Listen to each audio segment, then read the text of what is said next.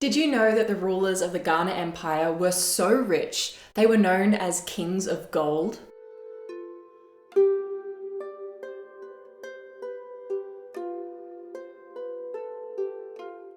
Hello and welcome to World History Encyclopedia. My name is Kelly and today's episode is all about the rise and fall of the Great Ghana Empire, once known as the Land of Gold.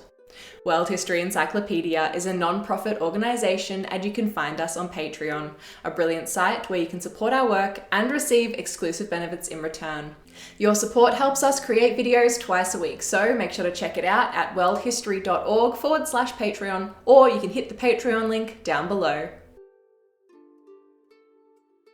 Between the 6th and the 13th centuries in West Africa, the Ghana Empire, not to be confused with the modern state of the same name, flourished in its geographical region, sandwiched between the Sahara Desert to the north and the rainforests to the south. Described as a land of gold, the Ghana Empire became immensely rich as the rulers stockpiled gold nuggets, and the empire facilitated the trade of gold, ivory, copper, and iron with its easy access to the Niger and Senegal Rivers. The kings were so wealthy they were referred to by the epithet Kings of Gold. The Ghana kings resided in the capital at Koumbi Saleh and continued to flourish during the medieval period until drought, civil wars, the rise of rival kingdoms, and the establishment of other trading routes caused its decline and fall in the 12th century. The region where the Ghana Empire would later develop has been inhabited since the Neolithic period and boasts of later Iron Age occupation with tumuli, megaliths, and the remains of villages. The regularly flooding Niger River provided fertile land, and at least 3,500 years ago, agriculture began in the area with the cultivation of rice, millet, pulses, fiber plants, and fruits. Supplementing plant cultivation was fishing and the herding of cattle and goats. Copper was a local commodity and was both traded and used for metalwork. Evidence of metalworking in the region dates to the 6th century. Beyond metalworking in the archaeological record, there has also been the pottery found, some of which had been brought into the region through trade, as well as gold. The early period of the Ghana Empire is shrouded in mystery. We don't even really know when the empire was founded, but it probably dates to as early as the 6th century. The empire didn't reach its full height though until the 9th century, and continued on as an affluent empire through to the 11th century, until it crumbled in the 12th. The name Ghana most probably comes from the local title meaning king or war chief.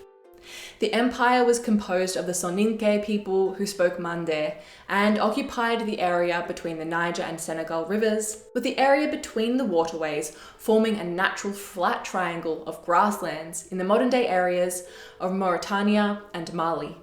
The region of the Soninke is known from indigenous oral traditions as Wagadu, and the term for the Middle Niger used by the Muslim geographers who moved through the area is Wangara.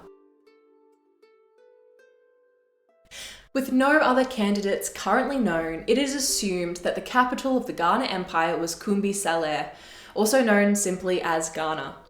The medieval Arab descriptions of the city estimated a population of between 40 and 50,000, but with the city spreading over 110 acres or 45 hectares, that number is now thought to be pretty conservative, especially with the smaller settlements surrounding it. A public square, a mosque, part of a circuit wall, and a monumental gateway have all been uncovered during archaeological excavations of the city. A typical house of Koumbi Saleh was one story and made of mud brick, pounded earth, and wood or stone. Al-Bakri, an Arab traveller who visited the city towards the end of the empire's peak in 1076, described the capital as being surrounded by wells with irrigated fields and huge amounts of growing vegetables. The Ghana Empire was more so a number of villages all ruled by a single king, but it prospered because of its well-trained army and cavalry units. The soldiers were paid with ample gold deposits, and the empire's access to raw materials like iron helped with manufacturing weapons. And so it is hardly surprising that blacksmiths and forgers have long enjoyed elevated status in the Sudan region. The Soninke people flourished through their use of camels in the transport of goods and people, owing to the camel's unique physiology in being able to go for a long while without water. With their access and possession of raw materials, trade routes, armies, and crafters, the Ghana Empire monopolized local and then regional trade as they acquired new territories and subjugated local chiefs. The king was an absolute monarch and the state's head of justice and religion. As the head of the animist religion, the king cultivated an air of mystique about him. In his honor, sacrifices and libations were made, and if you were in his presence, strict rules of etiquette had to be followed. The king did rely on advisors though, and from the 11th century he had Muslim merchants and interpreters working as officials and keeping track of the movement of goods in and out of the country. It was a lucrative business for the Ghana kings to be in control of regional trade. The empire dominated Central West African trade from the 6th or 7th century. Gold in the form of gold dust, since the kings kept the nuggets, ivory, hides, ostrich feathers, and slaves were passed through trade routes to the Muslim merchants, who crossed the Sahara Desert with their laden camels and returned with much sought-after salt. Luxury goods like beads, copper, horses, and fine textiles were brought by Arab traders from the north and traded for the ample raw materials available to the Ghana kings, namely gold and iron ore. Of course, with trade of goods came the movement of people, and with them, of ideas and beliefs.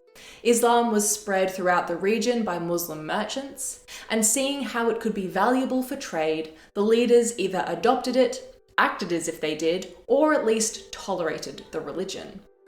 There isn't any evidence that the Ghana kings converted to Islam, and excavations of Koumbi Saleh show a divide into two distinct towns, one with 12 mosques and the other with the royal residences and one mosque for visiting merchants. According to some scholars, the first stage of the empire's decline began when the capital of the empire was sacked by the Almoravids of North Africa in circa 1076, though this claim has been challenged.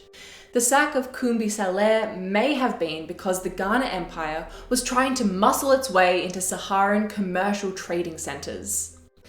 After the sack, though, the Ghana Empire struggled to recover. There isn't enough evidence to suggest conquest, but the Almoravids might have imposed Muslim rulers in the area. Another blow was the loss of the vital oasis town of Ordogust to the Berbers, which meant that the Berber merchants could directly control more of the region's trade. The collapse of the Ghana Empire accelerated in the 12th century when, further east, competing trade routes were established, and the climate became unusually dry for long enough that the agricultural production of the region suffered. The civil wars being fought didn't help matters either, with divisions perhaps being caused by religious differences. As the empire crumbled, the kingdom of Sosso inherited much of the region, and their adoption of the area was helped by the Almoravids' collapse in the mid-12th century. The Sosso Kingdom was short-lived though, with Sundiata Keita defeating the Sosso king Sumunguru in 1235. Keita then went on to found the Mali Empire, and would rule up through the 17th century. The modern state of the Republic of Ghana took its name as an homage to the Great Ghana Empire, even though it occupies a different region. Have you heard of the Kings of Gold of the Ghana Empire? Let us know in the comments below. If you enjoyed this episode, make sure to give it a thumbs up and subscribe to our channel so you don't miss out on our new videos published every single week.